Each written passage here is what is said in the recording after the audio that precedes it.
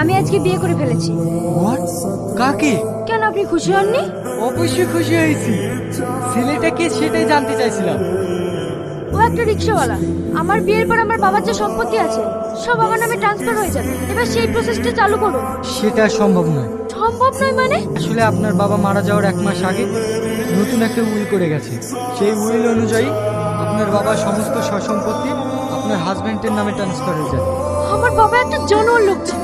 নিজের সন্তানের সাথে কি এরকম বেইমানি করতে পারে? আপনি আপনার বন্ধু বান্ধবের পিছনে যেভাবে টাকা নষ্ট করেছেন তা দেখে আপনার বাবা এই সিদ্ধান্তটা নিয়েছে। আপনার বাবা যেটা করেছেন আপনার ভালোর জন্যই করেছেন। Shut up! এসব রাবিশ কথাবার্তা আমার সামনে বলবেন না।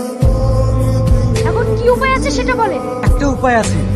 আপনার স্বামী যদি আপনাকে স্বইচ্ছায় ডিভোর্স দিয়ে দেয় তাহলে সমস্ত সম্পত্তি আপনার নামে ট্রান্সফার হয়ে যাবে।